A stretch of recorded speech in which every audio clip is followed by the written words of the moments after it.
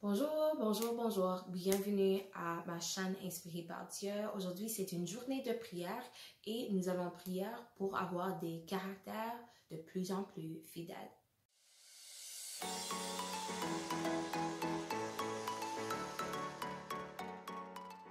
Je suis maintenant dans le livre de Genèse et je suis en train de voir la vie de Joseph. Et ce matin, quand je lisais le 39e chapitre, il y a une caractéristique qui m'a vraiment frappée à propos de Joseph, et c'était son fidélité. Alors, pour ceux qui ne connaissent pas l'histoire, Joseph a été vendu et il est devenu esclave. Et dans la maison de Potiphar, alors Potiphar lui a acheté et il est entré comme esclave. Mais à fur et à mesure qu'il faisait son travail, Potiphar a vu, ok, tout ce que je lui demande à faire, il le fait avec excellence. Tout ce que je lui demande à faire, il est béni en ce qu'il fait. Alors Potiphar a finalement décidé, ok, toutes les affaires de ma maison, je le mets dans les mains de Joseph. Toutes les affaires dans la maison, sauf ce qu'il mangeait. Alors, je me suis dit, à quel point et quelle sorte de caractéristiques est-ce que Joseph a dû démontrer pour que Potiphar, son maître, décide de mettre toute l'administration de sa maison dans les mains d'un esclave? C'était la première fois que j'ai vraiment vu, ok, il y a quelque chose ici. Deuxièmement, la femme de Potiphar a vu que physiquement, Joseph a été beau. C'est ça que la Bible nous dit. Il était un homme beau. Et elle a décidé, je veux coucher avec lui. J'imagine que c'était plusieurs fois qu'elle a décidé et qu'elle a dit, ok, couche avec moi, il n'y a personne ici, personne ne va savoir. Mais chaque fois, Joseph a dit non. Et voici la réponse qu'il a vraiment donnée. Une fois, la Bible nous dit ce qu'il a répondu. Et il a dit, comment est-ce que je pourrais faire ça? Potiphar m'a donné accès, m'a donné l'administration, m'a donné la responsabilité de surveiller toutes les affaires dans sa maison. La seule chose qu'il m'a empêché d'avoir, c'est toi parce que tu es sa femme.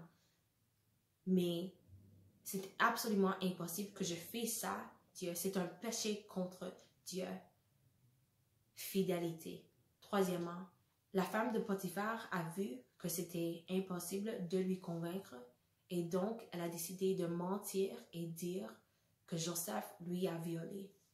Alors, Joseph est maintenant en prison et là, encore on voit à fur et à mesure qu'il est là, il démontre un esprit d'excellence, un esprit qui est digne de confiance et la maître du prison décide de lui donner la position, l'autorité de vraiment gérer les affaires de tous les autres prisonniers. Ces trois exemples sont juste une partie de l'histoire de Joseph, mais je sais que c'est absolument nécessaire que nous prenions des notes de la vie de Joseph.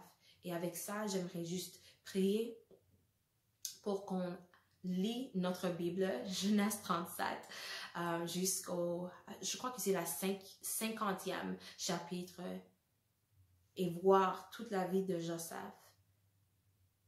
et vraiment demander à Dieu, donne-moi la capacité d'être fidèle comme Joseph. Abba, dans le nom de Jésus-Christ, ton Fils, mon Seigneur, mon ami, mon tout,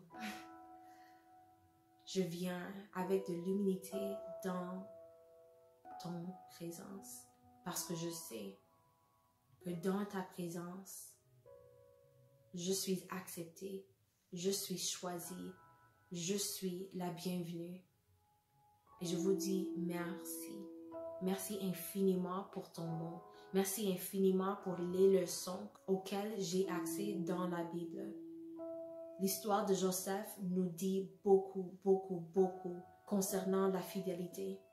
Et Dieu, dans une génération où on voit les couples en train de tromper l'un sur l'autre, où on voit les personnes en train d'être infidèles.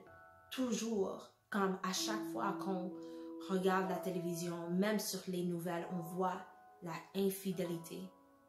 Aidez-nous, vos enfants, à être une génération fidèle.